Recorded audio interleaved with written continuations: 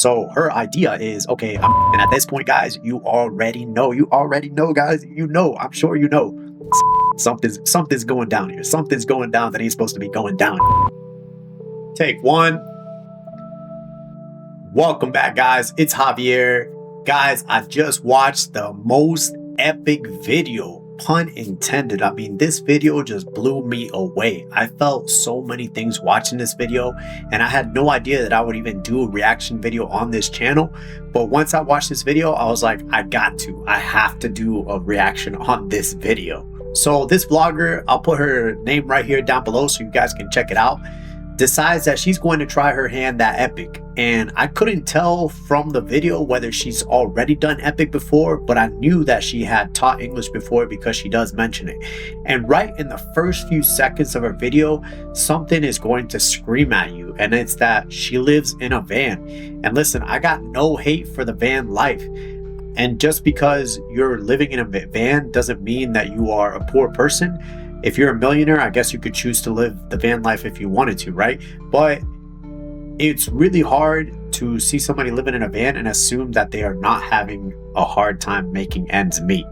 And sure enough, if you go through her videos, she's going to tell you that she's having a lot of debt because she can't keep up with the repair cost of her van. So her idea is, okay, I'm going to sell the van so that I can have enough cash to move to Korea.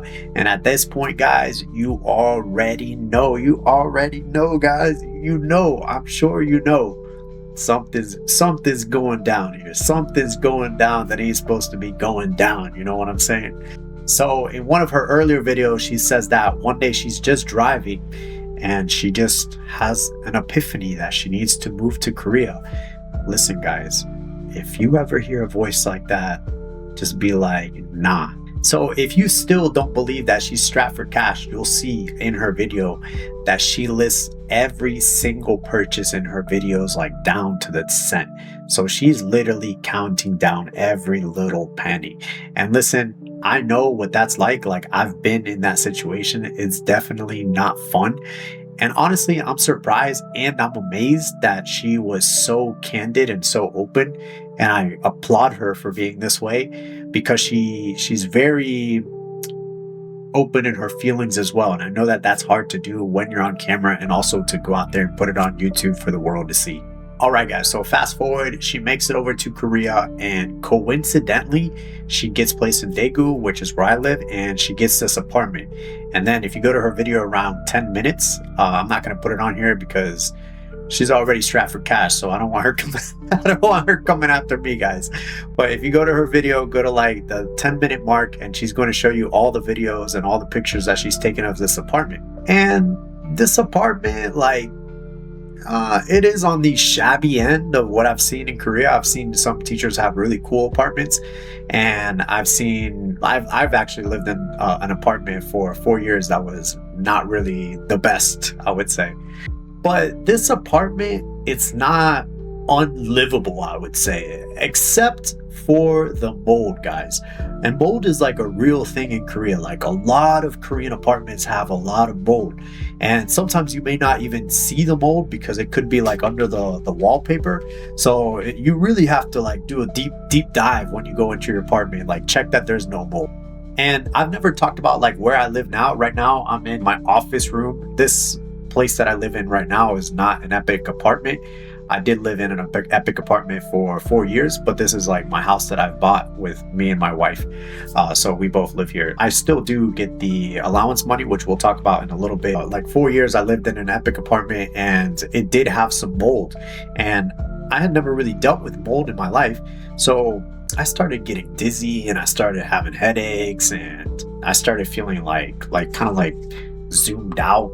It was a weird feeling, and had a bunch of skin issues and stuff. And then when I moved here to this apartment, all those issues went away. So it was definitely that mold that was causing the problem. So just really be careful with mold, because mold can be really dangerous, guys. So right when you move into your spot, you should check for mold. And this vlogger was really smart because they knew that just cleaning the mold is not going to go away. Mold is something where it's like a structural issue. So if even if you clean it, it's probably going to come back because there's some kind of humidity that's moving through the apartment and the walls. After this, she mentions like she left to go to a hotel and she tried to negotiate with the school for 2 days. Now, this person, like, she spent 6 months saying that she was preparing for moving to Korea. The school is also preparing a ton of paperwork to get you here. So if you suddenly leave, like, that means that they're not going to have another teacher for another 6 months, and that all the paperwork and all the preparation that they did was just in vain. The school really wants to make it work for you. It's not as if the school is just like whatever. And I know that this is very unfortunate. I feel like this is something that you shouldn't have to deal with. It was a mistake on the school's part. And this is something that I said in one of my previous videos, which is that once EPIK hands you over to your school, EPIK is not responsible. And so everything has to go through the school. And so the school holds all the responsibility here. But the biggest lesson in this is if she had enough money saved, she could have been able to negotiate calmly. And the school, I guarantee you, the school did not expect that after 2 days that she would just get up and leave.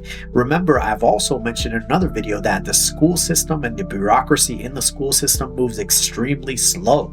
So because she had no money, she had zero buffer to be able to deal with this situation, and it just spiraled out of control. So here's a tip that I think that will help a lot of you guys during orientation. This doesn't happen all the time, but it happens very common that your co-teacher will actually reach out to you before your orientation is even finished. And at this point, this is a time that you should make sure that to tell your co-teacher, hey, like, make sure that there's no mold in the apartment, or tell them I have an allergic reaction to mold. Like, make sure that this and this and this, like, give them a heads up, because they'll be able to start working on this like way before you get there. And then this may end up saving you from having to be in a horrible apartment. In Daegu, I believe that the contract is 500,000 won per month that you get as an allowance for your apartment. Now, the school is going to take this money, and if they end up finding an apartment that is 300,000 won per month, they're going to just pay that, and they're going to actually pocket the difference. They do not give that money to you. So if you plan on staying one more year, I suggest that the first year you kind of save up a lot, and then the second year you can go out into the market and find your own apartment, and that way you're going to get that full 500 as part of your monthly salary. But guys, watching her videos, especially if you go to her video number 3, you have to know, like, you already know through the mental framework that she was working with, that you knew that something was going to go down, because she just went straight into this. Like, she just went in there with blinders. Like, you guys cannot go into it. You guys cannot go in blindly into this dark night, guys. At the end, she says she racked up $3,200 because of this whole thing. And then she ended up not even staying. She ended up having to spend all that money and go back. So realistically, if you want to stay safe, you need to come here with at least $4,000. When you make this move, you have to be sure. You cannot move to the other side of the world on a tight budget. It doesn't work that way. You cannot expect that things are going to go so smooth on a super tight budget. And I tell you guys this from personal experience. A little bit of background story about me. I started teaching in China a long time ago. I taught there for 2 years. Then I went back to the US and I waited tables for about 2 years, and I threw all that money that I had into savings. So then I decided that I wanted to move to Brazil on a student visa and find a teaching job once I got there. So I touched down in Brazil. Nobody had a job. I went to so many different schools, nobody had a job, and I only took $2,000 with me.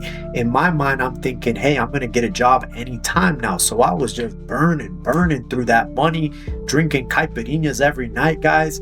And then at the end of the month, I'm like, oh my God, I got zero money. What am I going to do? Now, eventually, I made it work. I just started posting signs all over every single wall in Sao Paulo I could think of, and I freelanced for a year. But I always had the money that I had saved up back home. I had that safety net, guys. It's real life, you know? You can't go somewhere sell everything and think that everything's going to be fine, guys. You got to have that safety net. So if you're thinking about coming to Korea, you have to know the risk, guys. You have to expect that at least one thing is going to go differently than what you imagine. You have to come with a financial cushion. I mean, there's not a 0% chance that none of this is going to happen. It's at least a 0.01%. You got to take that into account. Hopefully, you'll have no issues, but you may need to stay a couple nights in a hotel. You may need to fly unexpectedly back home. So you got to give yourself that breathing room. Don't put yourself in a bad situation. Anyway, if you guys haven't checked out my free lesson plan template, it's linked down below. If you're thinking of coming to Korea, or if you are coming to Korea, hit the subscribe button so that you can stay updated, and let me know in the comments what concerns you have. I'll catch you on the next one. See ya.